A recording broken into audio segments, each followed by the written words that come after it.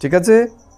তো বাবা বললো কি আজকে গীত তুমহে পাকে হামনে, তাহলে আজকে রাত্রেবেলা গিয়েই বা লাস্টে যখন বিচার করব আমরা, তখন এটা বিচার করব যে এখানে যা বাবা গীত বলল তুমহে পাকে হামনে, সত্যি কি আমরা ঈশ্বরকে পাওয়ার পর এটা একদিনের জন্য অনুভব করেছি যে ঈশ্বরকে পেয়ে গেছি, এই দুনিয়ার সমস্ত কিছু আমি পেয়ে গেছি, আমার কাছে সমস্ত কিছুই এখন সেকেন্ডারি, এটা ফার্স্ট।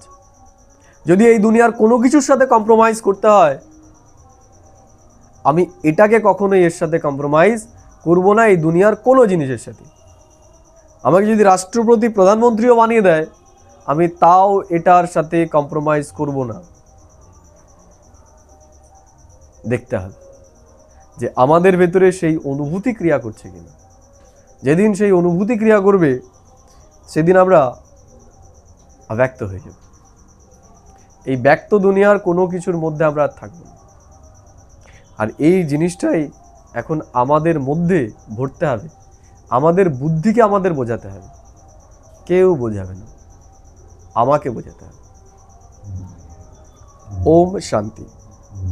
मीठे मीठे बच्चे समझते हैं कि बाबा से अभी बेहद का वर्षा ले रहे हैं।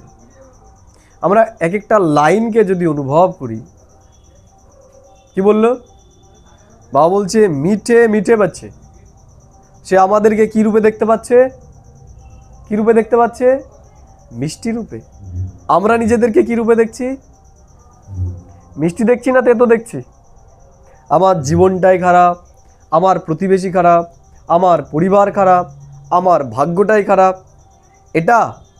নাকি আমার ভাগ্যও ভালো, আমার প্রতিবেশীও ভালো, আমিও ভালো, আমি যেখানে কাজ করি সেটাও ভালো? কোনটা কোনটা? ঈশ্বর দেখতে পাচ্ছে মিষ্টি মিষ্টি, যে আমাদের যা কিছু হচ্ছে সব ভালোই হচ্ছে। আমরা কি দেখছি সেটা আমাদেরকে চেক করতে হবে। मीठे मीठे बच्चे समझते हैं कि बाबा से अभी बेहद का वर्षा ले रहे हैं। কি বললো?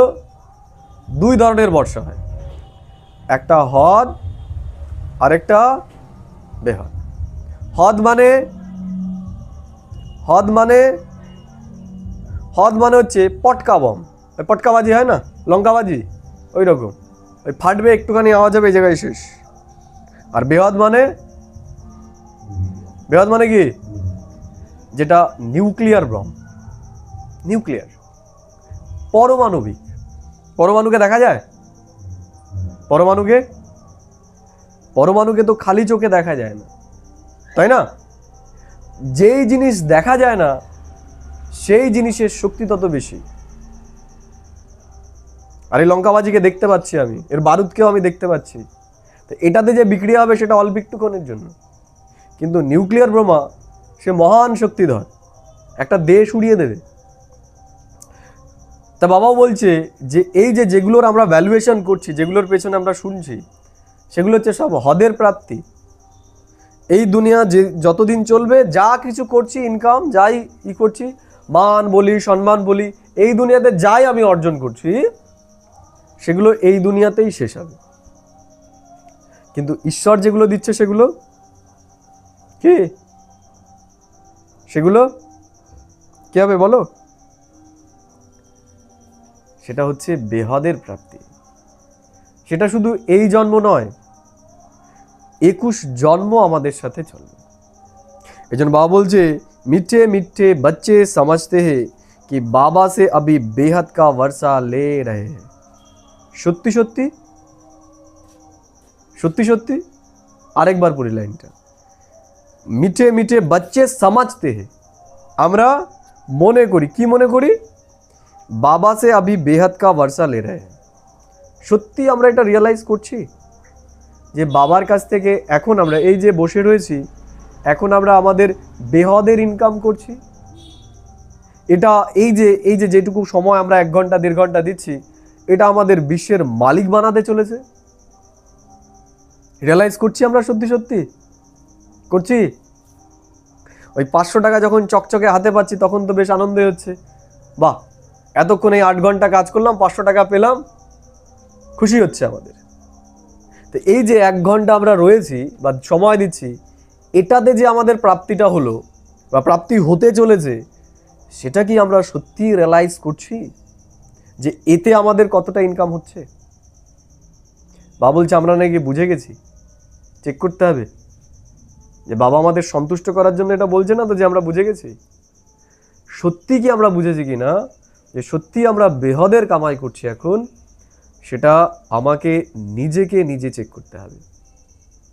যে জ্ঞানটার ভ্যালু আমি বুঝতে পারছি কিনা, যে কতটা ভ্যালুয়েবল এই জ্ঞানটা, এটা বেহদের ভাগ্য তৈরি করতে চলেছে, আমাদের জন্মান্তরের ভাগ্য তৈরি করতে চলেছে। বোঝা গেল? এই জন্য দেখবি মরার সময় কি করে গঙ্গা জল দেয় যে দে স্বর্গে চলে যাবে, তাই না?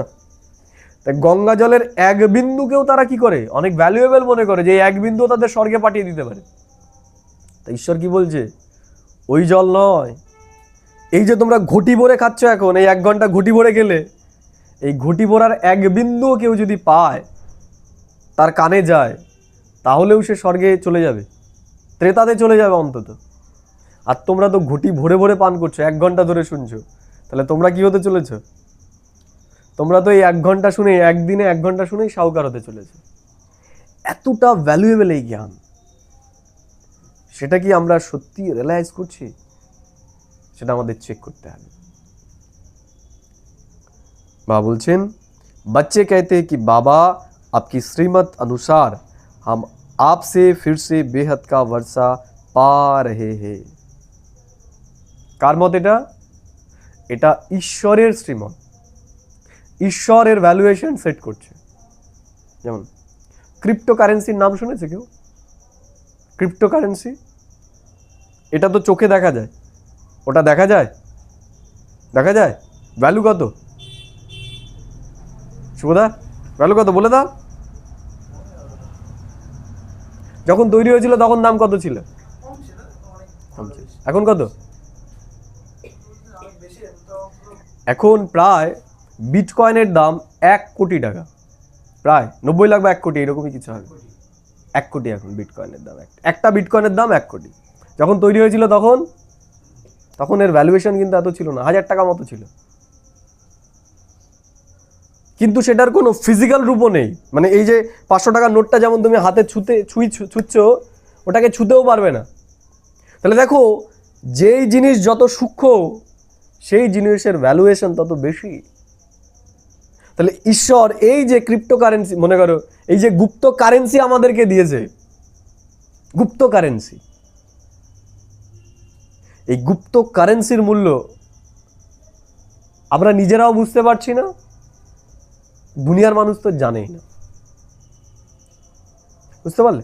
আজ থেকে 10 বছর আগে আমাকে একজন ওইরকম ক্রিপ্টোকারেন্সি দিয়েছিল একটা, কিন্তু আমি আর ওইটাকে চালাইনি। বুঝতে পারলে? তখন জানতাম, তখন তো একটা ছিল না, মানে ক্রিপ্টোকারেন্সির এত প্রচারও ছিল না। ওই যে বলা হয়, মানে যে আর কি ওর মডিউল তৈরি করে, সে নাকি ওই দিয়ে দিয়েছে পুরোপুরি, তোমার করে দিয়েছে নাকি, যে মাইনিং করে, মানে যে সিস্টেমের মধ্যে ছিল সে ওর নেয়নি, ও দিয়ে দিয়েছে, মানে কিছু বিনিময়, মানে পিৎজা না কি যেন কিনেছিল, মানে ওইটার বিনিময়ে পিৎজা নিয়েছিল $100। একই রকম ভাবে এই যে জ্ঞানটার যারা আমরা ভ্যালুয়েশন এখন বুঝতে পারছি না, এদের অবস্থা এরকম হবে। তখন হায় করো যে কি হারিয়েছি আমরা, আমাদের তো সুযোগ ছিল, চান্স ছিল ভরপুর হওয়ার এই জ্ঞানে। যেই জিনিস যত সূক্ষ্ম, যেই জিনিসের ভ্যালুয়েশন এই দুনিয়ার মানুষ বোঝে না, সেই জিনিস পরবর্তীকালে ততটাই ভ্যালুয়েবল হয়। সেটাই হতে চলেছে আমাদের সাথে। আমরা নিজেরা কি করছি এটার ভ্যালুয়েশন আমরা নিজেরাই জানি না। এই যে আমরা এসে শুনছি, আমরা হয়তো এতটা গুরুত্ব দিচ্ছি না, এটার যাচ্ছি ঠিক আছে, ভালো লাগছে তাই শুনছি, কিন্তু এটার ভ্যালুটা কতটা, এইটা যদি আমরা বুঝতে পারি না, আমরা একদিনও মিস করব না।